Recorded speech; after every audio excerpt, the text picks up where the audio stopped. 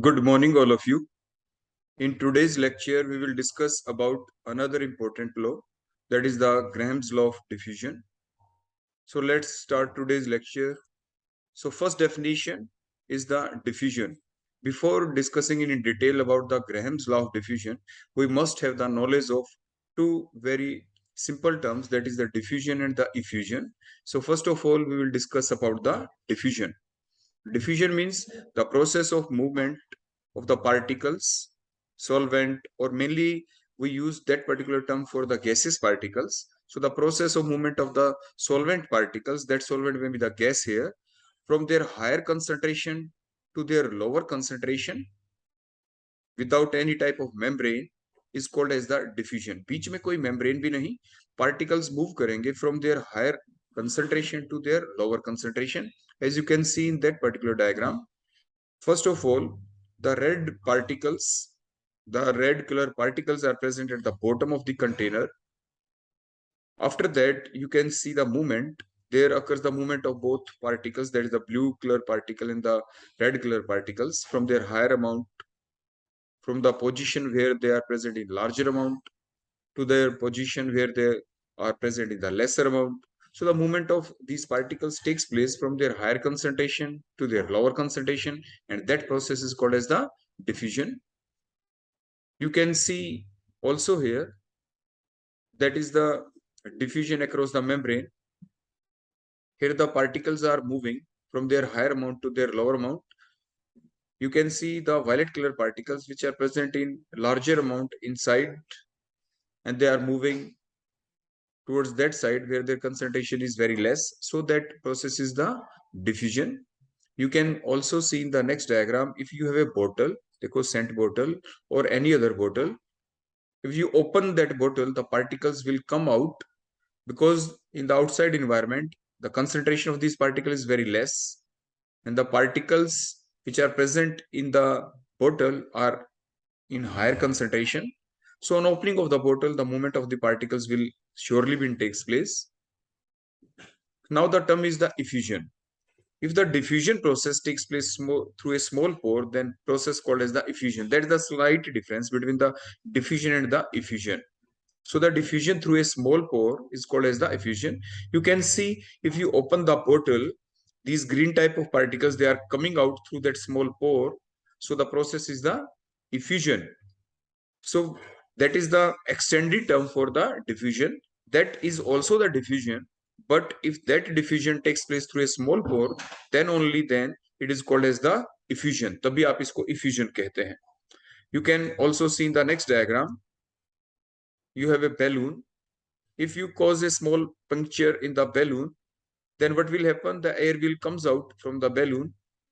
That may be due to the difference of pressure, because inside the balloon, the gas is filled with something pressure. So the number of particles is more inside the balloon, and the number of these particles are less outside the balloon. So to create the balance in the pressure difference, so the particles comes out through the balloon. But main thing is, the gases comes out through a small pore from their higher amount to their lower amount. So that process is called as the effusion here.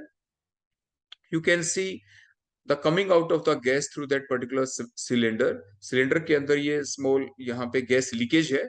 So the leakage of the gas through the cylinder, अगर cylinder के अंदर से gas leak हो रही है, that process is also the example of the effusion. So that is also the effusion. So these are the two terms, that is the diffusion and the effusion. So the process of the movement of the particles, gaseous particle here, the solvent. So the solvent particles from their higher concentration to their lower concentration is called as a diffusion. अगर आप ये पूरी definition लिख के last में लिख देंगे through small pore, जैसे the process of the movement of the solvent particles from their higher concentration to their lower concentration through small pore is called as the effusion. फिर आप उसे effusion कह देंगे.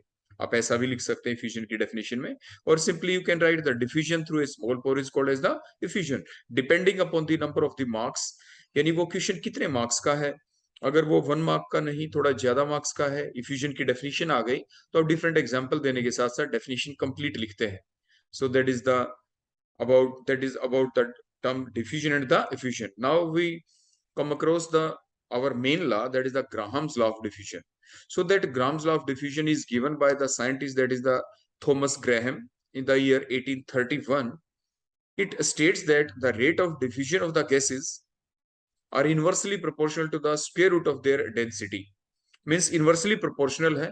तो वट इट मीन्स, आप ध्यान से देखें, देखो you have these two balloons जिसमें हमने ऑलरेडी पहले से गैसेस फिलअप कर रखी हैं, but these the gases are different in these two different balloons. और बीच में से हमने इनको बेटा यहां से देखो क्लोज कर रखा था, देखो यहां से क्लोज था. जैसे ही हमने बीच में से देखो प्रेस कर रखा था, जैसे ही हमने छोड़ा, there occurs the movement of the gases. Movement of the gases, और मूवमेंट कैसे हुई, means the diffusion of the gases takes place through that pipe. देखो ये जो बीच में पाइप थी, इसके थ्रू आपकी डिफ्यूजन हुई गैसेस की. कैसे हुई, on the basis of that definition. Definition क्या थी कि the rate of diffusion are inversely proportional to the square root of the density. Basically means जो डेंसिटी है वो रेट ऑफ डिफ्यूजन के क्या है, इनवर्सली प्रोपोर्शनल है. तो मींस अगर डेंसिटी अगर ज्यादा होगी तो रेट ऑफ डिफ्यूजन क्या होगा, कम होगा. तो आपने देखा, देखो वन बैलून का साइज इंक्रीज हो गया, दूसरे बैलून का साइज देखो क्या हो गया, डिक्रीज. देखो व्हाइट बैलून का साइज देखो इंक्रीज हो गया. इट मींस जो गैस है आपकी वायलेट बैलून के अंदर थी, उसका रेट ज्यादा था, वो ज्यादा स्पीड से भागी है वहां से गैस, और किधर चली गई, व्हाइट बैलून की तरफ. और जो व्हाइट बैलून के अंदर गैस थी, वो आपकी उसकी भी मूवमेंट हुई है आपके दूसरे बैलून की तरफ, लेकिन एट ए स्लोअर स्पीड. तो ये जो रेट ऑफ डिफ्यूजन हुआ है, जो मूवमेंट हुई है गैसेस की from one balloon to another, and the nature of gases is different in both of the balloon. अगर दोनों बैलून के अंदर जो नेचर ऑफ गैस है वो अलग अलग है, उस बेसिस के ऊपर हम बता रहे हैं कि the rate of the diffusion is inversely proportional to the square root of the density. ऐसा भी हम बता सकते थे कि अगर दोनों बैलून के अंदर गैस सेम होती, तो भी ये डिफ्यूजन तो होना ही था. लेकिन वो डिफ्यूजन कैसे होता, on the basis of the concentration. From higher amount to lower amount gases की मूवमेंट तो होनी ही है. लेकिन जो अभी हमने बताया कि रेट ऑफ जो डिफ्यूजन है वो डेंसिटी के इनवर्सली प्रोपोर्शनल होता है, तो उसके बेसिस के ऊपर भी हमने इस चीज को एक्सप्लेन किया यहाँ पे. इसका एक डायग्राम और भी आएगा आगे, जब हम टू डिफरेंट गैसेस लेंगे, ओपन में जाके कोई कंपाउंड बनता हुआ दिखाएंगे, वो एक न्यूमेरिकल आएगा हमारा, उस न्यूमेरिकल के अंदर वो आप एग्जांपल अच्छे से देख पाएंगे. तो rate of diffusion is inversely proportional to the square root of the density. Exam में अक्सर दिक्कत क्या हो जाती है, बच्चे गलती क्या करते हैं, rate of diffusion is inversely proportional to the density लिख देते हैं बच्चे, वहां पे स्क्वायर रूट ऑफ डेंसिटी नहीं करते. तो it is to be found that you must have to write the square root of the density, not simply the density. Okay, so the statement of Graham's law of diffusion is the rate of diffusion of the gases are inversely proportional to the square root of their densities. On that basis, mathematically, we can write R proportional to 1 upon square root of the D. D here is the density. If we have the two different gases of the different density, then their rate of diffusion will surely be the different. On that basis, we can write that R1 is inversely proportional to the square root of D1. Similarly, R2 inversely proportional to the square root of the D2. Means we have the two different gases with different rate of diffusion due to their different density. Here, if we divide these two equations, then what will happen, R1 divided by R2. अगर हम R1 को divide करते हैं R2 से, तो क्या बन जाएगा, R1 divided by R2 is equal to the square root of D2 by D1. Here R1 is the rate of diffusion of the first gas, R2 is the rate of diffusion of the second gas, D1 is the density of the first gas, and the D2 is the density of the second gas. So that is very important formula. देखो जो ये अभी अभी ये formula बन गया, ये numerical point of view से काफी इंपॉर्टेंट है, तो ये हमें ध्यान रखना होगा. Also, on the basis of the relation between the vapor density and the molecular mass, we can write what we can write. The molecular mass is always equal to the vapor density multiplied by 2. Means vapor density को अगर हम 2 से multiply कर दें, then it is always equal to the molecular mass for the gases. Gases के लिए बेटा ये, तो molecular mass is equal to the vapour density multiplied by 2. तो वेपर डेंसिटी किसकी इक्वल हो जाएगी, vapour density is equal to molecular mass by 2. जो यहाँ पे ये 2 है, अगर हम उसको उधर लेके जाएंगे तो डिवाइडेड में आ जाएगा. तो vapour density is equal to molar mass by 2. Means अगर हम ये जो फार्मूला अभी हमने लिखा था, ये जो डेंसिटी का है, ये डेंसिटी का है, तो यहाँ पे अगर हम इसको मोलर मास की फॉर्म में लिखना चाहें तो कैसे लिखें, तो D2 की जगह हम क्या लिख देंगे, मोलिकुलर मास बाय 2. D1 की जगह भी क्या लिख देंगे, molecular mass by 2. Means in the form of the molecular mass, we can replace the density by molar mass, and the equation now becomes the R1 by R2, जो ऊपर वाली equation थी, ये बोलो क्या बन गई, R1 by R2 is equal to, बोलो D2 की जगह हमने क्या लिखा है यहाँ पे, जो D2 था, we write M2 by 2. Similarly D1 की जगह हमने क्या लिखा, M1 by 2. क्लियर हो गया बेटा यहाँ तक? तो ये हमने इसकी जगह वैल्यू पुट कर दी सिंपल. तो अब 2 से 2 कैंसिल हो जाएगा यहाँ पे. तो what left here, R1 by R2 is equal to square root of, बोलो क्या आ गया, M2 by M1. So that is the another formula जिसके ऊपर आपके न्यूमेरिकल पूछे जाते हैं. तो ये दोनों फार्मूला बेटा आपको याद रखने हैं कि R1 by R2 is equal to square root of D2 by D1 और R1 by R2 is equal to square root of M2 by M1. तो both are very important formulas for the numerical point of view. Clear हो गया बेटा यहाँ तक? उसके बाद अगर आपके पास गैसेज हैं और उनका मोलिकुलर मास सेम है, चाहे वो गैस डिफरेंट क्यों ना हो, अगर उनका मोलिकुलर मास सेम है, तो ये फार्मूला आपका क्या कहता है, फार्मूला ये कहता है कि rate of diffusion is directly proportional to their molar mass. तो means if we have the different gases with the same molecular mass, then their rate of diffusion will be same. तो अगर हमारे पास gases ऐसी हैं जिनका molecular mass same होगा, तो उनका रेट ऑफ डिफ्यूजन भी क्या होगा, same. For example, if we have CO gas, carbon monoxide, तो कार्बन का देखो क्या होता है 12 और ऑक्सीजन का मास क्या होता है 16. तो 16 plus 2 28, 16 plus 12 28. Nitrogen N2 14 plus 14 28. अब C2H4 को देखें, यहाँ पे जो इथीन है इसके अंदर क्या हो जाएगा, बोलो यहाँ पे C का कार्बन का 12, 12 टू जा 24 प्लस 4 28 आ गया. यहाँ पे बोरोन आ गया 5 टू जा, बोलो क्या हो जाएगा, यहाँ पे बोरोन का क्या होता है 5 और 2 10 11, तो 11 होता है उसका 5, 11 इसका मोलर एटॉमिक मास. तो 11 टू जा 22, 22 प्लस 6 28. तो means all of these gases have the same molar mass, so their rate of diffusion will be same. तो ये चीज आपको ध्यान रखनी है, ये कई बार कॉम्पिटेटिव एग्जाम में भी पूछा जा चुका है. अब जो ये नेक्स्ट, जैसे मैंने आपको बोतल बताई, मान लीजिए इस बोतल के अंदर आप डिफरेंट गैसेस भर दें, आपके पास ऐसी डिफरेंट 4 बोतल्स आप ले लें.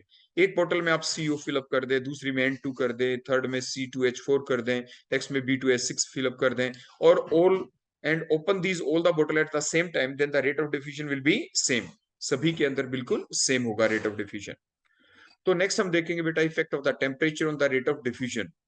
अब आप बड़े ध्यान से देखना, we have the different container. अब हम डिफरेंट कंटेनर लेने वाले हैं, उनके अंदर हम क्या करेंगे, डिफरेंट कंटेनर एक नॉर्मल टेम्परेचर पे ले लेंगे, हम लिक्विड लेंगे हम आपके सामने, दूसरे में थोड़ा हीट अप करके करेंगे, एक को थोड़ा ठंडा करके लेंगे. For example, rate of diffusion is inversely proportional to the increase of temperature. जैसे जैसे हम टेम्परेचर इंक्रीज करेंगे, रेट ऑफ डिफ्यूजन क्या हो जाएगा, फास्ट. ऐसा क्यों?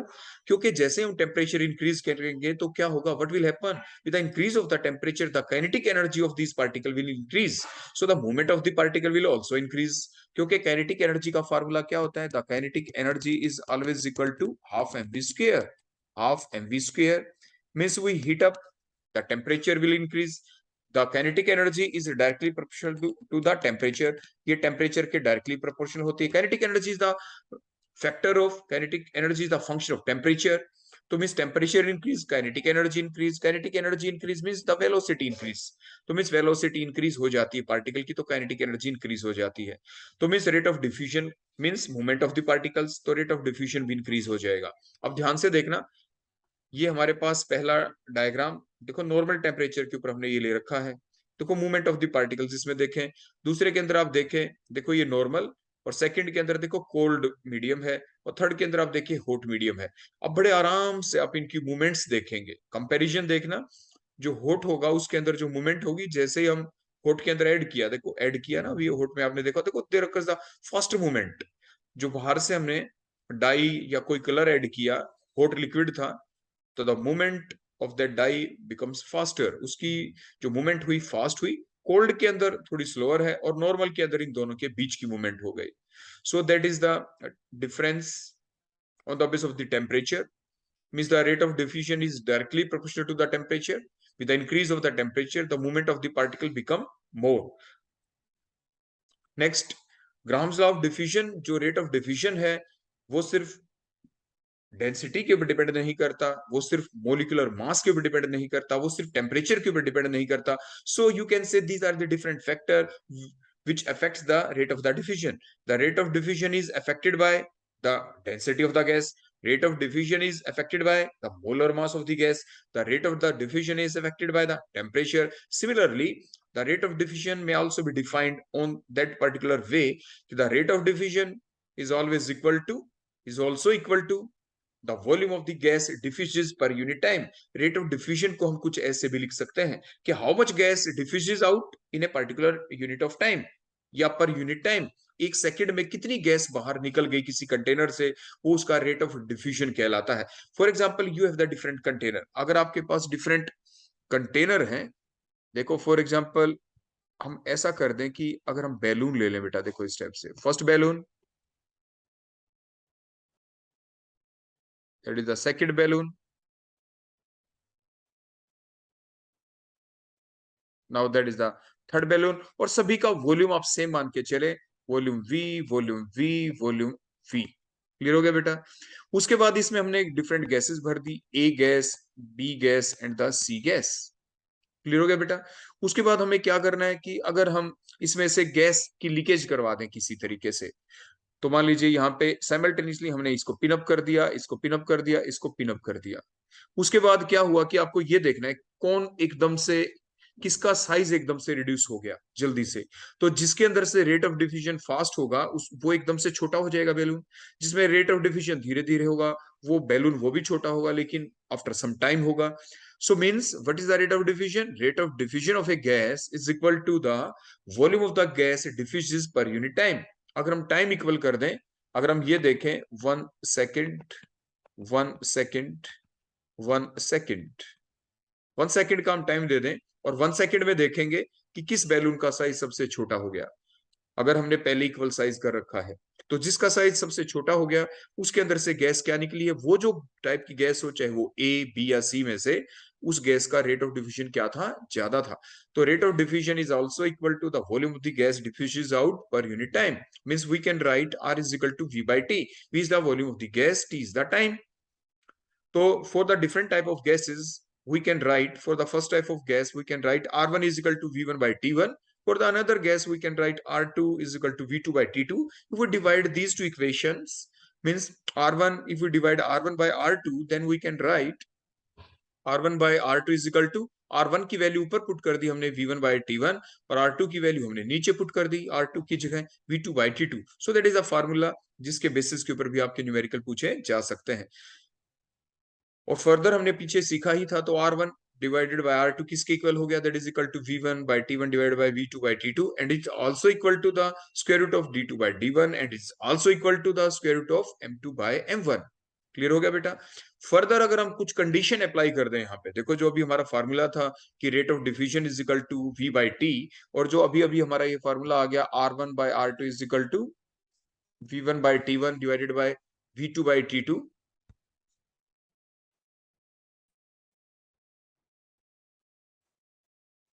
Now, if we apply the something condition, condition means the first condition is if the volume of the gases diffuses are same. मान लीजिए हम ये कह दें कि हमने ऐसी कंडीशन लगा दी, जैसे ऊपर हमने डायग्राम बनाया था यहाँ पे, इस डायग्राम के अंदर हम क्या कंडीशन लगा दें, यहाँ पे हम ये लगा दें कि if the volume of the gas which comes out, देखो अगर हमने इसमें किसी स्मॉल होल से गैस बाहर आ गई, the volume of the gas comes out is the V1 ml, V1, V1 ml gas comes out. लेकिन because the gases are different A B C, the time will be different. Time बेटा क्या होगा यहाँ पे, different होगा. Time देखो सभी का वॉल्यूम हमने सेम कर दिया V1, V1, V1, but time will be different. First will take the T1 time, other will take the T2 time, another will take the T3 time. अगर ये कंडीशन लगा दे तो होगा क्या, तो जो ऊपर हमारा फार्मूला था, देखो ये R1 by R2 is equal to V1 by T1 divided by V2 by T2. अगर वॉल्यूम सेम है तो V1 is equal to V2, तो ये कैंसिल हो जाएगा because both are same. Then what will be the remaining formula, देखो V1 by T1 है तो ये T1 तो नीचे आ जाएगा और ये जो T2 है ये ऊपर चला जाएगा, तो is equal to the T2 by T1. So that is the now relation if the volume of the gas diffuses out are same. अगर जो वॉल्यूम है गैसेस का और डिफ्यूज हुआ है अगर वो सेम है, under that condition the rate of diffusion, the ratio of the rate of diffusion means the R1 by R2 is equal to the T2 by T1. Clear हो गया यहां तक. अगर अब हम सेकंड कंडीशन लगाते हैं, now the second condition is if the time taken for the diffusion of the gases are same. जैसे कि जो मैंने आपको पहले बताया था कि जो गैस डिफ्यूज हुई, हमने सेम टाइम दिया, मीन्स पहले जो ए टाइप की गैस आई, टाइम टी दे दिया हमने, सेकंड गैस उसके लिए भी टी टाइम, उसके बाद T time, because the nature of the gases are different, तो in the particular T time, because the time is same, the volume of the gas comes out in the first case is V1, the volume of the gas comes out in the second case is the V2, the volume of the gas comes out in the third one is the V3. The volume of the gas that comes out will be the different, because the nature of the gases is different, nature of the gas is different. V1 V2 V3 same कब हो सकता है? अगर तीनों gases का molecular mass same होता तो। हमने बताया था ना पीछे, rate of the diffusion is directly proportional to the molar mass. पीछे अभी हम कुछ पल पहले ही पिछली स्लाइड के ऊपर हमने आपको बताया था, जैसे कार्बन मोनोऑक्साइड हमने लिया था CO, C2H4 लिया था हमने, तो मीन्स इन दोनों का मोलर मास कितना था? That is 28। Under only and only these condition the volumes comes out will be the same, because the rate of diffusion will be same। तो rate of diffusion बिल्कुल सेम होगा, लेकिन हम ये मान के चलते हैं कि हमने ऐसी तीन गैसेस ले ली ABC जिनका मोलर मास ही डिफरेंट है, तो under that particular condition if the time हमने सेम दिया उनके बाहर एक्सपेल आउट होने के लिए through the small pore, then the volume will be the V1 V2 and V3। under that condition the formula now becomes R1 by R2 is equal to V1 by T1 divided by V2 by T2, because the time taken is same, so you will cancel T1 by T2 क्योंकि time is same। now the formula becomes R1 by R2 is equal to V1 by V2, so that is the next formula। लेकिन ये formula कब है? if the time taken for the diffusion of the gases are same, अगर हमने time same रख दिया है तो इस बेसिस के ऊपर फर्दर अगर हम आपको बताना चाहें कि जो रेट ऑफ डिफ्यूजन है वो किसके भी डिपेंड करता है, वो प्रेशर के ऊपर भी डिपेंड करता है। प्रेशर मींस, देखो बेटा ध्यान से देखना कि अगर मान लीजिए आपके पास ये बैलून है, देखो इस टाइप से, आपके पास ये अनदर बैलून है, देखो सेम साइज का है। आपने कई बार देखा होगा ना, बैलून के अंदर से स्मॉल होल हो गया, इतना स्मॉल होल हो गया कि उसमें से धीरे धीरे हवा निकल रही है। आपने क्या किया, जो फर्स्ट टाइप का बैलून है, देखो जिसमें ए टाइप की गैस है, दूसरे के अंदर भी मान लीजिए ए टाइप की गैस है, both of the balloon have the same type of gas, same gas है बेटा, सेम गैस। फिर हमने क्या किया, हमने पहला जो बैलून था इसके ऊपर हमने, देखो ये स्मॉल पोर है, इसमें से गैस बाहर आएगी, ये स्मॉल पोर है, इसमें से गैस बाहर आएगी। अब कौन सा बैलून छोटा हो जाएगा? हमने क्या किया, जो बैलून नंबर सेकंड है इसको बाहर से आपने प्रेस करना शुरू कर दिया, हाथ से आपने इसको दबाना शुरू कर दिया, आपने इसके ऊपर इसको प्रेस कर दिया, इसको दबा दिया, कंप्रेस कर दिया इसको बाहर से। तो क्या होगा, इसमें से जो पोर था स्मॉल पोर, इसमें से गैस देखो ज्यादा बाहर आएगी, ज्यादा बाहर आ जाएगी, मींस रेट ऑफ डिफ्यूजन ज्यादा होगा। क्यों हुआ ज्यादा? Rate of diffusion is directly proportional to the, बोलो क्या होगा, प्रेशर। वो प्रेशर के ऊपर भी डिपेंड करता है। एक तो मीनिंग इसका ये है, क्लियर हो गया बेटा? हम क्या बताया हमने कि दो बैलून हैं सेम साइज के लिए सेम गैस है, फिर हमें ये देखना है कि कहां से रेट ऑफ डिफ्यूजन ज्यादा होगा। तो rate of diffusion is directly proportional to the pressure also, वो प्रेशर के ऊपर भी डिपेंड करता है। या दूसरे तरीके से आप समझना चाहें, ये तो हमने लिया सेम आपकी गैस थी। एक दूसरी चीज ये है कि मान लो आपके पास कोई बैलून है, देखो ये बैलून ध्यान से देखना, इसके अंदर आपने गैस फिलअप कर रखी है, इसका साइज देखो छोटा है। दूसरा बैलून है, उसको आपने बिल्कुल एयर टाइट फिलअप कर दिया, एयर टाइट, देखो उसका साइज बड़ा हो चुका है।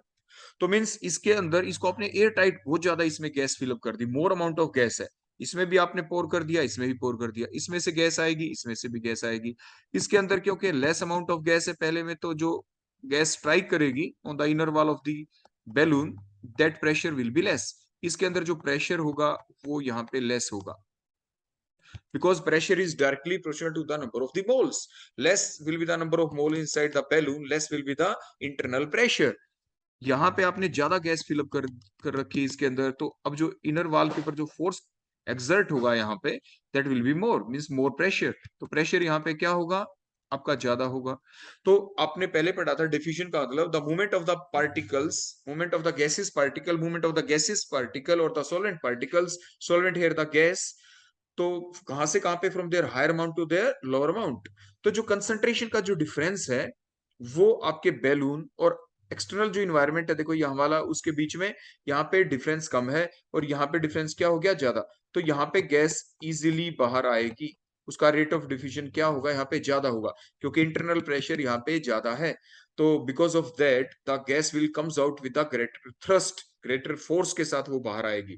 तो rate of diffusion is directly proportional to the pressure, वो प्रेशर के डायरेक्टली प्रोपोर्शनल होती है। तो R directly proportional to the pressure under the different condition. If the rate of diffusion will be R1, if the pressure is P1, rate of diffusion will be R2 if the pressure is P2. If we divide these two equations, then R1 by R2 is equal to the P1 by P2.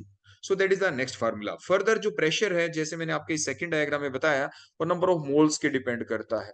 Pressure is always directly to the number of the moles. तो P1 यहाँ पे N1, और यहाँ पे भी pressure is directly proportion to the number of the moles, that is the P2 proportional to the N2 हमने लिख दिया। तो मीन्स P1 की जगह आप N1 लिख सकते हैं, P2 की जगह आप N2 लिख सकते हैं। तो you can also write what you can write means number of mole is directly proportional to the pressure.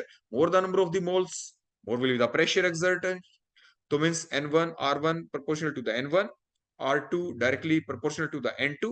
And now we can write R1 by R2 is equal to the N1 by N2। तो देखो हमने P1 की जगह क्या लिख दिया N1, P2 की जगह हमने क्या लिख दिया N2।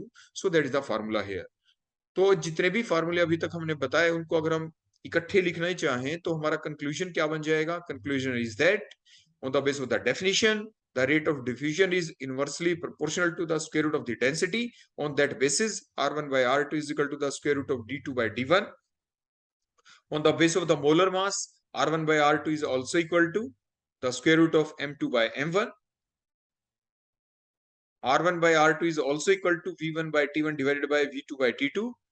It is also equal to P1 by P2, and it is also equal to N1 by N2. So these are the different relation for the rate of diffusion. तो R1 by R2 के different relation है, इनमें से किसी के ऊपर भी आपका न्यूमेरिकल आपसे पूछा जा सकता है। तो अब हम न्यूमेरिकल्स को डिस्कस करेंगे। Our first numerical is equal volume of the two gases. Two gases है आपके पास और उनका वॉल्यूम क्या है? इक्वल है। Gases, first gas is the A gas, other gas is the B gas, through a small porous port in 20 and the 10 second. आपके 10 और 20 second उन्होंने टाइम लिया। देखो आपके पास, जैसे मैंने अभी आपको बताया था कि मान लो हम यहाँ पे बैलून बना दें। देखो ये हमने बैलून बना दिया, कोई भी कंटेनर भी आप बना सकते थे। वॉल्यूम इसका V है, सेकंड गैस का भी वॉल्यूम क्या है? V है। स्मॉल पोर के थ्रू देखो गैस बाहर आई, गैस बाहर आ गई।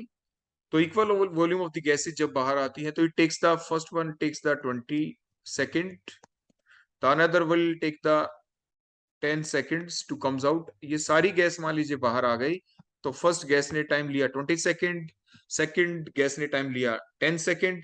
फर्स्ट गैस का मोलर मास, देखो जो मोलर मास है जो फर्स्ट गैस थी इसके अंदर, उसका मान लीजिए जो मोलर मास है वो 80 है। तो जो सेकंड वन है उसका मोलर मास क्या होगा वो हमें कैलकुलेट करना है। क्लियर हो गया?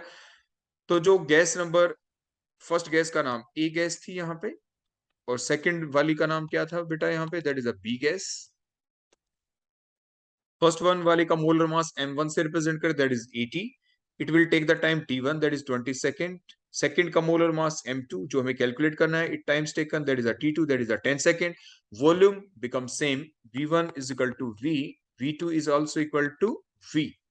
नाउ कैलकुलेट द मोलर मास। अभी हमने आपको डिफरेंट फार्मूला बताए थे, तो फार्मूला बेटा क्या था? R1 by R2 that is equal to the square root of molar mass, that is equal to the M2 by M1, and it is also equal to the rate of diffusion is also equal to, बताओ क्या था? V1 by T1 divided by V2 by T2। Clear हो गया बेटा यहाँ पे? अब हमें रिलेशन इन दो चीजों के बीच हमारा रह जाएगा। यहाँ पे M2 क्या गिवन है बेटा? M2 तो हमें कैलकुलेट करना है, तो square root of M2 divided by क्या है यहाँ पे? 80। M1 80 है, इज इक्वल टू, वॉल्यूम तो सेम है हमारा, तो V डिवाइडेड बाय क्या आ जाएगा यहाँ पे? T1 कितना था? That is 20। सेकंड वॉल्यूम तो सेम है, V डिवाइडेड बाय क्या आ जाएगा? That is a 10। तो V से V कैंसिल हो जाएगा, तो square root of M2 divided by 80 that is equal to 20। देखो नीचे आ गया, 10 आपका ऊपर आ गया, 10 2 जा 20। तो अब हम यहां से बेटा क्या निकालेंगे? Now we can easily find out the value of the M2। तो M2 किसके इक्वल हो जाएगा? Now the M2 divided by 80 यहाँ पे स्क्वायर रूट उधर जाके स्क्वायर बन जाएगा 1/2 का, यहाँ पे स्क्वायर हमने कर दिया। Now m2 is equal to ये 1/4 और मल्टीप्लाइड बाय बेटा क्या होगा, दैट इज 80, तो 420, तो m2 इज इक्वल टू 20, तो मोलर मास क्या आ गया 20 means 20 gram per mole, so that is the answer. तो m2 की वैल्यू बेटा यहाँ पे क्या आ जाएगी, दैट इज द 20, तो 20 आंसर आपका आ जाएगा। क्लियर हो गया बेटा, यहाँ तक समझ में आ गया? So that is the our first example, ये हमारा फर्स्ट एग्जाम्पल था। Now the second example, 127 ml of a certain gas diffuses in the same time as the 100 ml of the chlorine gas under the same condition। Condition सारी same है आपकी। 127 ml हमारे पास देखो ये gas थी, देखो उसी टाइप से मान लीजिए हमने ये कंटेनर ले लिया, देखो मान लीजिए बैलून ही ले लिया,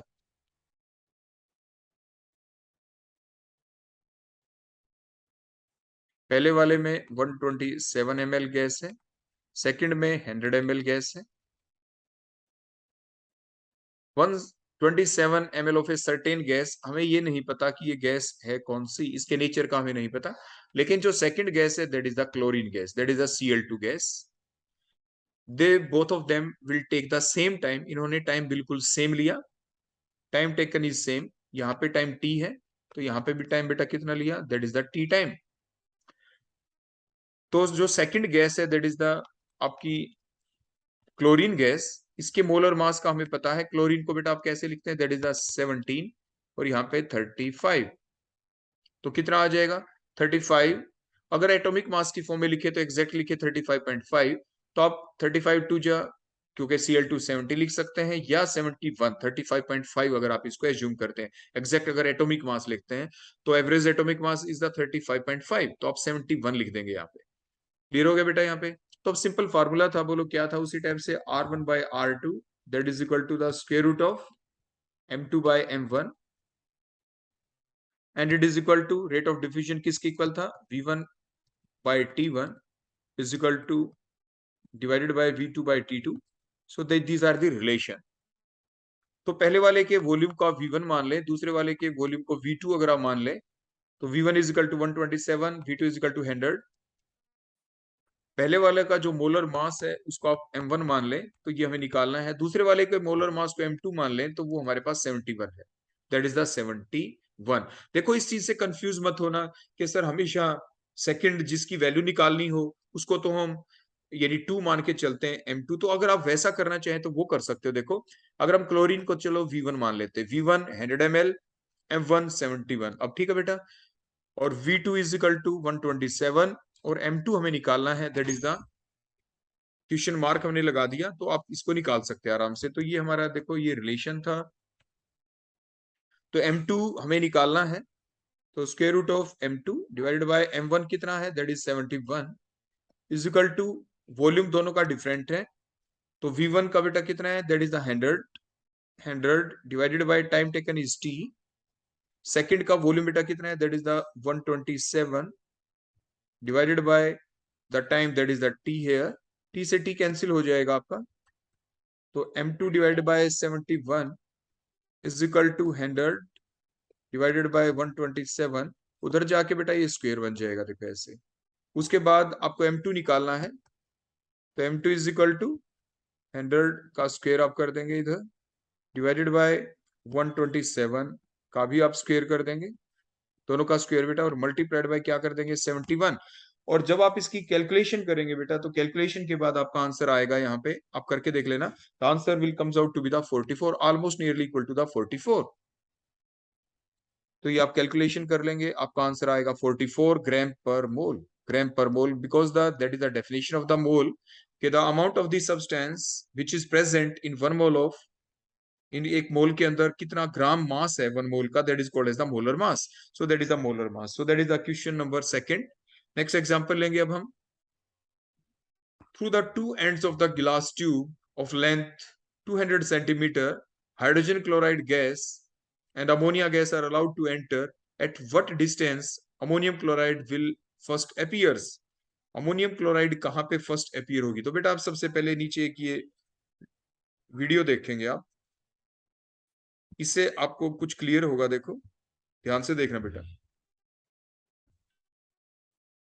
एक साइड में हमने देखो इधर HCl को ले रखा है, दूसरी साइड में हमने यहाँ पे अमोनिया को लिया है। विद द प्रेशर, हमने बाहर से प्रेशर अप्लाई किया। देखो जो ट्यूब दिख रही है इनमें से आपकी एक साइड से बेटा कौन सी गैस निकली बाहर, अमोनिया गैस, देखो यहाँ से कम्स आउट, और दूसरी साइड से HCl गैस कम्स आउट। तो जब ये गैसेस यहाँ से आपकी आई तो उसके दौरान हुआ क्या, on the reaction the ammonia and the HCl, ammonium chloride will be formed, और जो अमोनियम क्लोराइड बना देखो ये व्हाइट फ्यूम्स बने। क्वेश्चन ये है कि मान लो हमारे पास देखो यहाँ पे एक ट्यूब होती, देखो ध्यान से देखना बेटा, एक ट्यूब होती और बीच में हम यहाँ पे देखो इस टाइप से बीच में कोई वॉल लगा देते और उस वॉल को फिर हम हटा दें। देखो अब वॉल को देखो हमने हटा दिया, हटाते ही साथ जैसे ही हमने हटाया और एकदम जो आपके व्हाइट फ्यूम्स बने वो कहाँ बने, व्हाइट फ्यूम्स कहाँ पे बने, at what distance, means at what distance from the, at what distance ammonium chloride will appears, ammonium chloride कहाँ पे बनेगा।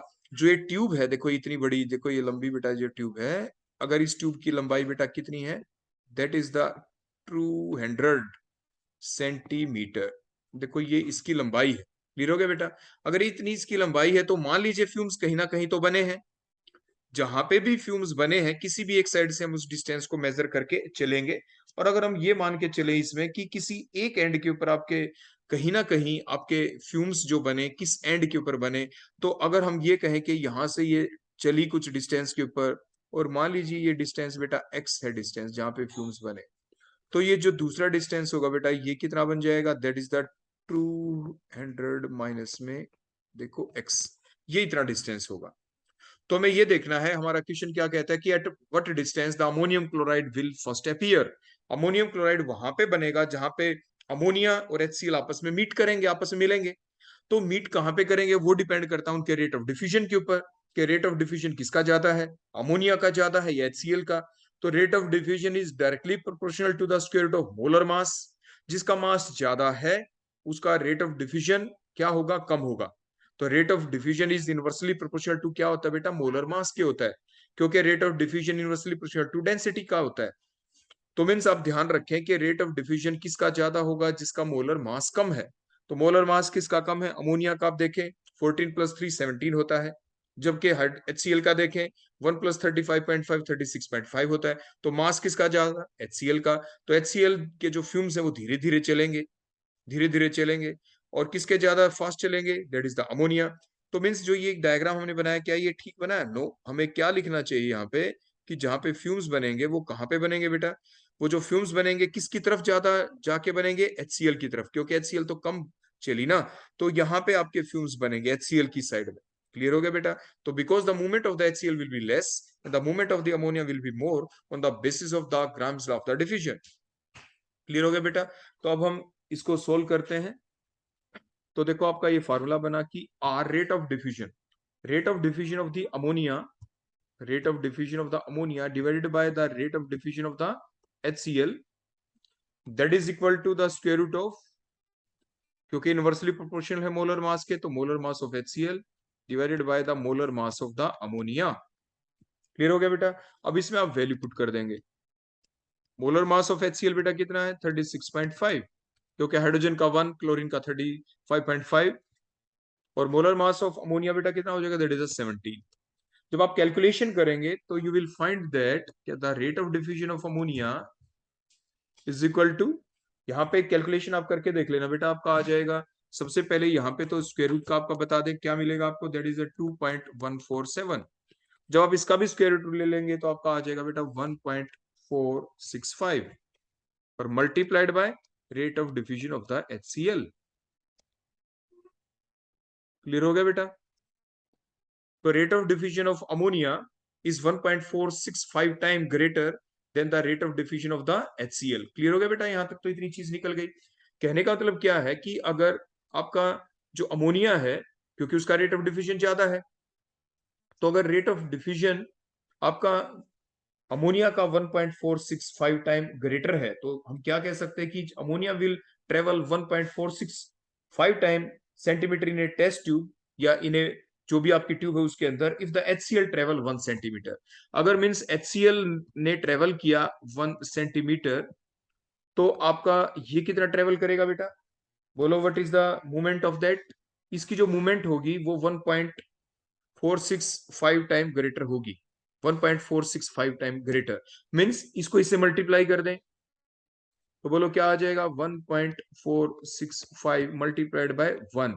देखो 1 सेंटीमीटर का इतने गुना ज्यादा, तो इतने सेंटीमीटर ये चलेगी। तो टोटल बेटा जो मूवमेंट हुई, टोटल मूवमेंट, अगर HCl 1 सेंटीमीटर चली, देखो इस ट्यूब में से, इस ट्यूब में से HCl 1 सेंटीमीटर चली, देखो फिर से मूवमेंट होते हुए दिखा देंगे आपको। व्हाइट फ्यूम्स देखो फिर बन गए ना, ध्यान से देखो, देखो नीचे व्हाइट फ्यूम्स बन गए आपके दोबारा से। देखो जैसे हम प्रेशर लगाते हैं, दोनों गैसेस देखो बाहर आई, बाहर आते ही साथ बोलो क्या बने, फ्यूम्स बने। कहाँ पे बने वो हम निकाल रहे हैं। तो अगर HCl 1 सेंटीमीटर चली तो ये कितना चला बेटा, 1.465 centimetre. Means what is the total moment, total moment in दोनों का सम अप। तो मीन्स हम ये कहेंगे कि if the total movement of the gas, if the total movement of the gas, if the total movement, ऊपर हमने दे रखा ना कि 200 सेंटीमीटर की, if the total movement,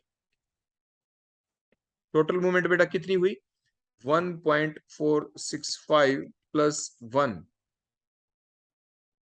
1 centimetre. देखो इतना हमने लिख दिया। अगर टोटल मूवमेंट बेटा इतनी हुई, क्योंकि कुछ HCl चली, कुछ अमोनिया चली, तो what is the distance travelled by the ammonia gas. तो जो अमोनिया, देखो टोटल मूवमेंट इतनी हुई है, देखो इस टाइप से ये हमने लिखा है यहाँ पे। तो जो मूवमेंट हुई है आपकी अमोनिया की बेटा, वो कितनी हुई, that is the, what is the movement of ammonia, that is the 1.465 centimetre. यानी अमोनिया इतने सेंटीमीटर चली, अगर if the total movement is this much. If the total movement is only the 1 centimetre, तो क्या करेंगे, तो 1.465 डिवाइडेड बाय बेटा कितना हो जाएगा, दैट इज द 1 तो इसमें 2 हो जाएगा, तो 2.465। क्लियर हो गया बेटा। अगर टोटल इतना होता 200 सेंटीमीटर, 200 सेंटीमीटर, तो बेटा क्या करेंगे हम, 200 से जाके इसको क्या कर देंगे बेटा, मल्टीप्लाई, क्योंकि what is the length of the tube here. देखो through the two ends of the glass tube of length 200 centimetre, hydrogen chloride gas, ammonia gas are allowed to enter. उसके अंदर से अमोनिया और इसको एंटर किया गया, पूरी 200 सेंटीमीटर की ट्यूब थी, तो कहां पे जाके वो मीट करेंगी। अगर total length of the tube, देखो मैं क्या कह रहा हूं, अगर total length of the tube आपकी कितनी होती, 1.465 प्लस 1 सेंटीमीटर होती, तो अमोनिया कितनी मूवमेंट करती, तो वो मूवमेंट करती 1.465 सेंटीमीटर। अगर 200 सेंटीमीटर टोटल लेंथ है, तो अब अमोनिया कितनी मूव करेगी, तो मल्टीप्लाइड बाय 200 कर दिया। तो यहाँ पे बेटा आप देखना, आपका जो आंसर आएगा that comes out to be the 118.9, 118.9 centimetre ammonia. तो अमोनिया इतनी चली, अमोनिया इतनी चली, वहां पे जाके आपके फ्यूम्स बन गए। क्लियर हो गया बेटा। तो अगर अमोनिया इतनी चली, तो आपकी HCl कितनी चली थी, तो टोटल डिस्टेंस तो बेटा कितना था, 200 की थी ना वो ट्यूब। तो 200 के अंदर आपकी अमोनिया तो बेटा कितनी चल गई, देखो यहां से यहां तक जो चली है, दैट इज द 118। देखो दैट इज द, नीचे हम डायग्राम में दिखा देते हैं, 118.9 सेंटीमीटर। तो रिमेनिंग जो डिस्टेंस बच गया ये इतना सा, that is for the HCl के, HCl इतनी चली, तो 200 में से माइनस कर देंगे, तो 200 माइनस 118.9, ये माइनस कर दें आप, तो आपका आंसर आ जाएगा बेटा यहाँ पे 81.1, 81.1 टोटल। ये अमोनिया चली, ये बेटा कौन चल गई आपकी, दैट इज द HCl। तो HCl की मूवमेंट हुई 81.1 और आपकी अमोनिया की मूवमेंट हो गई 118.9 centimetre. So that is our numerical. ऐसा एक न्यूमेरिकल और भी आएगा अभी, वहां पे हमने HBr ले लिया होगा। Calculate the molar mass of the unknown gas which diffuses 1.17 times faster than the oxygen gas through the same temperature under the same condition of the temperature and the pressure. Calculate the molar mass of the unknown gas. मान लीजिए कोई gas A है और दूसरी gas है आपकी oxygen gas. ठीक हो गया बेटा। और गिवन क्या है, calculate the molar mass of the unknown gas which diffuses 1.17 times faster. मान लीजिए रेट ऑफ डिफ्यूजन इसका RA है, तो रेट ऑफ डिफ्यूजन इसका RO2 है। तो क्या होगा रिलेशन, इसका जो रेट ऑफ डिफ्यूजन है 1.117 टाइम्स फास्टर है than the rate of diffusion of, बोलो किससे, O2 से। So that is the relation between these two gases, that is the gas A and the oxygen gas. जो molar mass है पहली gas का Ma का, वो हमें कैलकुलेट करना है, और दूसरे का जो मोलर मास है ऑक्सीजन का, that is we known, that is the 16 to 32। अब हमें मोलर मास ये निकालना है, तो हम लिखेंगे क्या कि rate of diffusion R A divided by R O two, अगर हम लिख दें, that is equal to the square root of molar mass. तो स्क्वायर रूट ऊपर किसका आएगा बेटा, मोलिकुलर मास ऑफ O2, क्योंकि इनवर्सली प्रोपोर्शनल होता है, नीचे मोलर मास ऑफ ए आ जाएगा जो हमें कैलकुलेट करना है। तो rate of diffusion R A की जगह हम क्या लिख देंगे, आर ए की जगह हम यहाँ पे पुट कर देंगे, देखो 1.117 multiplied by R rate of diffusion of O2, R A की जगह लिखा, divided by R O2 rate of diffusion of O2 is equal to square root of molar mass of oxygen, that is the 32, divided by molar mass of A, वो हमें निकालना है। RO2 से RO2 cancel हो गया। अब square root को आप दूसरी साइड में ले जाएं तो क्या बन जाएगा आपका, दैट इज 1.117 का स्क्वायर हो जाएगा, और इधर क्या बच जाएगा आपका 32 divided by molar mass of A. Now what is the molar mass of A, molar mass of A is equal to 32 divided by 1.117 का स्क्वायर। और जैसे आप इसको कैलकुलेट करेंगे बेटा, तो आपका आंसर आ जाएगा इसका 25.65 gram per mole. So that is the answer. तो इस टाइप से आप मोलर मास को कैलकुलेट कर सकते हैं। क्लियर हो गया बेटा। उसके बाद next question, if 25 ml of the CO2 gas diffuses out of the vessel in 75 seconds, what volume of SO2 would diffuse out in the same time under the same condition? तो means हमारे पास दो gases है, one is the CO2 gas, other one is the SO2 gas. The volume of the CO2 gas is the 25 ml, diffuses out of a vessel in 75 seconds. The time taken by the CO2 gas is 75 seconds. What volume of the SO2 gas will diffuses out, means volume of the SO2 gas आपको calculate करना है।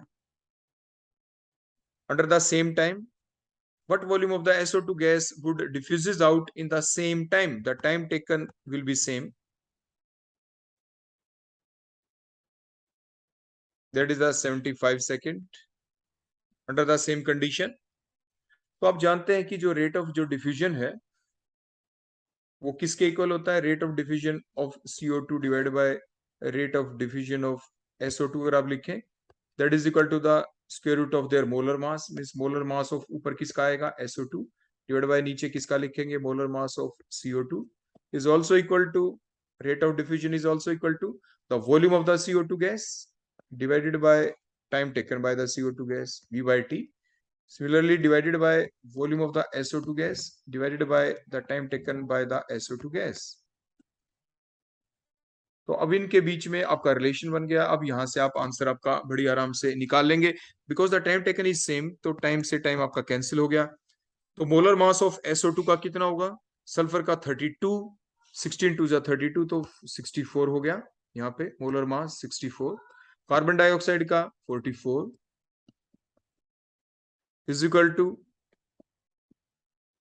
यहाँ पे बेटा ये square root नहीं है, ये हटा देना बेटा, ये गलती से लग गया यहाँ पे, ये गलती से लग गया, इसको आप हटा देंगे, देखो ठीक है बेटा।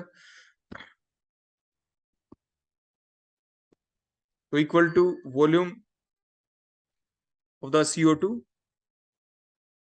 Volume of the CO2 diffuses out, that is the 25 ml, divided by volume of the SO2 gas diffuses out, वो हमें कैलकुलेट करना है यहाँ पे।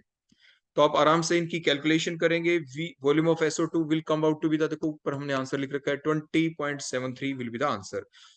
तो ये आपका आंसर यहाँ पे निकल जाएगा, बेसिक कैलकुलेशन आप कर ही लेंगे।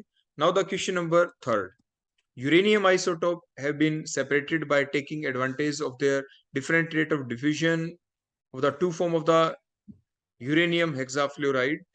One contain uranium 238 isotope and the another contain uranium 235 isotope. What are the relative rate of diffusion of these two molecules under the ideal condition? तो आइडियल कंडीशन के अंदर इनका रेट ऑफ डिफ्यूजन हमें निकालना है। तो बेटा जो फ्लोरीन है, जैसे अभी यहाँ पे बताया, ध्यान से देखना, UF6 है। देखो यूरेनियम हेक्सा फ्लोराइड लिखा था, दूसरा भी UF6। एक में यूरेनियम बेटा कौन सा है, 238 है, और दूसरा कौन सा बेटा, यूरेनियम 235 है। ऐसे दो यूरेनियम है हमारे पास, यूरेनियम हेक्सा फ्लोराइड है। अब इनका हमें रिलेटिव रेट ऑफ डिफ्यूजन निकालना है, तो आप कैसे निकालेंगे? फार्मूला है सिंपल सा आपका। तो rate of diffusion, the rate of diffusion of UF6 238 divided by rate of diffusion U, कौन से वाला, 235 UF6 is equal to the molar mass.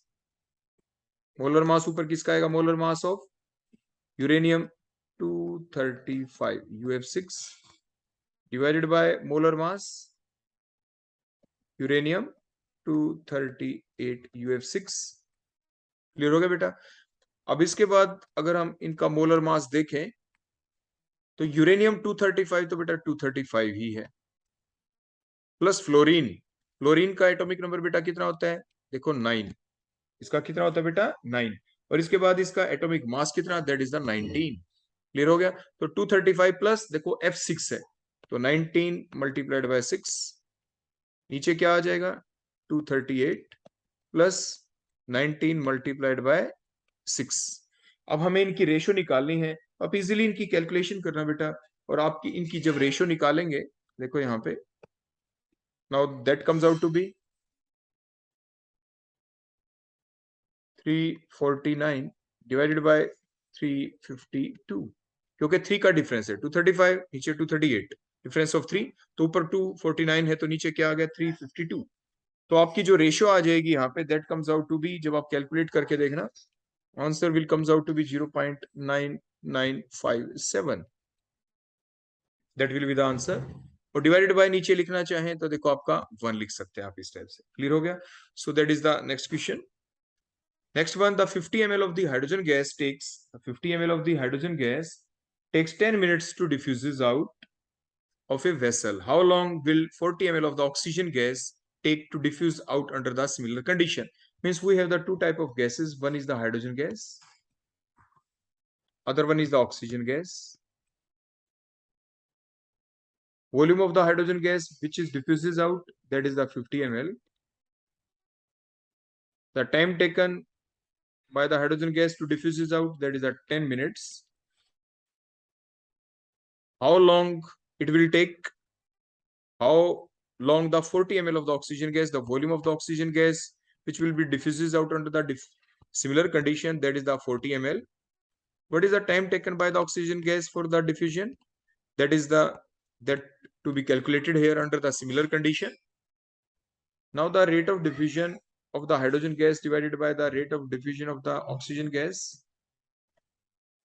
What is the formula? Rate of diffusion is equal to the volume of the gas diffuses per unit time, means volume of the hydrogen gas diffuses in a particular time, that is the time taken by the hydrogen gas, divided by volume of the oxygen gas diffuses in a particular time, that is the time taken of the oxygen. Now put all the values here, और जो rate of diffusion, it is also equal to their molar mass, means the molar mass of the oxygen gas divided by the molar mass of the hydrogen gas.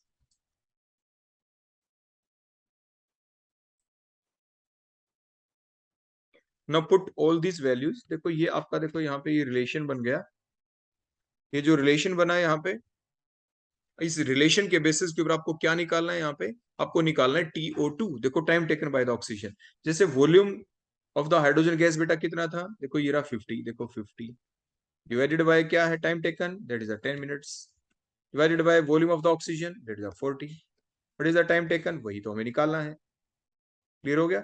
What is the molar mass of the oxygen? 16 2 जा 32. What is the molar mass of hydrogen? That is the 2. 2 16 जा cut गया, square root of 16, ये 4 आ गया बेटा यहाँ पे। Clear हो गया? उसके बाद देखो किससे क्या कैंसिल हो जाएगा यहाँ पे, देखो 10 5 जा 50, देखो ये हो गया आपका 5 जा। क्लियर हो गया? तो उसके बाद अब आपका T2 निकालना है, T2 आपका ऊपर चला जाएगा यहाँ पे, time taken by the oxygen, देखो ये आपका ऊपर आ गया यहाँ पे, ठीक है, ये तो ऊपर चला गया।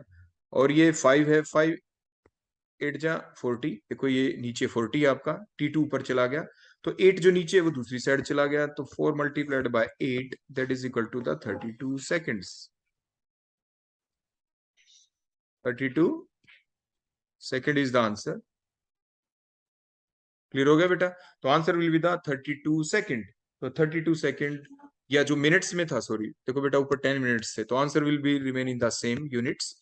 बेटा ये ध्यान रखना, मेरे से गलती से लिखा गया, तो units will be the same minutes, क्योंकि जो टाइम था पहले वो 10 मिनट्स था ना बेटा, तो यहाँ पे मिनट्स आएगा। तो ये छोटी मोटी मिस्टेक जैसे अभी मेरे से हो गई, तो आप एग्जाम में नहीं करेंगे, तो इन छोटी छोटी बातों पे आप ध्यान रखेंगे। नाउ द लास्ट क्वेश्चन, ये बेटा हमने पहले ही कर लिया था, जैसे हमने पीछे आपको बताया था, बिल्कुल उसी टाइप से आप इसको करेंगे। A small quantity of the gases ammonia and the HBr are introduce simultaneously in the opposite end of a open tube. देखो आपके पास ये एक ट्यूब है, देखो इस टाइप से ये ट्यूब है, इसमें से एक साइड से बेटा क्या एंटर करनी है, एक साइड से आप एंटर करेंगे यहाँ पे HBr, दूसरी साइड से आप क्या एंटर करेंगे बेटा यहाँ से अमोनिया, क्योंकि आप जानते हैं अमोनिया का जो मोलर मास है, molar mass of the ammonia that is the 17, 14 plus 3 that is the 17, और जो मोलर मास है HBr का बेटा, मोलर मास ऑफ HBr, तो वो तो आपका हाइड्रोजन का 1, ब्रोमीन 35 होता है एटॉमिक नंबर, तो 35, तो लगभग इसका जो ऊपर होगा 35 टू जा 70, 70 से ऊपर होगा, तो वो आप यहाँ पे ऐड कर देना बेटा, एग्जैक्ट आप देख लेना। तो यहाँ पे बनेगा क्या, अमोनियम ब्रोमाइड बनेगा, जैसे क्वेश्चन में दे रखा है, तो मूवमेंट किसकी ज्यादा, अमोनिया की होगी। तो मान लीजिए यहीं पे, यहाँ पे कहीं पे जाके आपके ये व्हाइट फ्यूम्स बन जाएंगे। आप डायग्राम में देखें नीचे पिक्चर हमने दिखा रखी है, तो आपके देखो ये फ्यूम्स बन गए। तो ये फ्यूम्स मान लीजिए यहाँ कहीं पे बन गए, जहां पे भी बने, तो मीन्स डिस्टेंस जो ट्रेवल हुआ, ये टोटल ट्यूब तो जितनी भी लंबी होगी, तो जो टोटल ट्यूब है उसमें किसकी तरफ ज्यादा बनेंगे, वो बनेंगे आपके HBr की तरफ जाके, क्योंकि HBr की मूवमेंट कम होगी और अमोनिया की मूवमेंट क्या होगी, ज्यादा। तो इसकी ट्यूब की लेंथ कितनी बेटा, 1 मीटर, 1 मीटर मीन्स 100 सेंटीमीटर, तो ये टोटल जो लेंथ है that is the 100 centimetre, that is the 100 centimetre. Clear हो गया बेटा? तो जैसे पीछे हमने आपको बताया था कि सबसे पहले आपको रेट ऑफ डिफ्यूजन निकालना है, दोनों का आपको बता ही दिया था मैंने, कि rate of diffusion of ammonia divided by the rate of diffusion of HBr आप निकाल देंगे, that is equal to the square root of molar mass. Molar mass बेटा आप ऊपर किस चीज का लिख देना, यहाँ पे आप HBr का लिख देना, और नीचे आप लिख देंगे मोलर मास ऑफ अमोनिया का लिख देंगे। ठीक हो गया बेटा? और यहाँ से rate of diffusion of ammonia, rate of diffusion of बेटा किसका निकलेगा, यहाँ से अमोनिया का, that is equal to the rate of diffusion of HBr multiplied by, देखो इसका जो भी यहाँ से जो आंसर आएगा वो आप मल्टीप्लाइड बाय यहाँ पे लिख देंगे। ठीक हो गया? क्लियर हो गया इतना? तो इस टाइप से आपके फर्दर जो क्वेश्चन है आगे हमने जो बताया था उसी टाइप से आप प्रोसीड कर लेंगे। क्लियर हो गया बेटा? आपका आंसर आएगा 68.58 सेंटीमीटर, जहां पे आपके क्या बनेंगे बेटा, फ्यूम्स बनेंगे। सो that is all about these numericals of grams law of diffusion. तो ये था आपका ग्राम्स लॉ ऑफ डिफ्यूजन के, जिसके बेसिस के ऊपर आपके कई एक्सपेरिमेंट भी हैं इसमें। ये लैब के अंदर जो भी आपके एक्सपेरिमेंट अभी करके दिखाया गया नीचे, कि किस टाइप से दो हमने बीकर ले रखे थे, एक में HCl ले रखा था हमने, दूसरे में अमोनिया, या एक में HBr, दूसरे में अमोनिया। तो बाहर से ऊपर से आप जो आपके सक्शन पंप होते हैं उसके द्वारा आप यानी फ्यूम्स को बाहर निकाल के और फ्यूम्स को बनते हुए आप शो कर सकते हैं। इस एक्सपेरिमेंट को आप लेबोरेटरी के अंदर भी बड़ी आराम से कर सकते हैं। ओके बेटा, thank you. That all about grams law of the diffusion.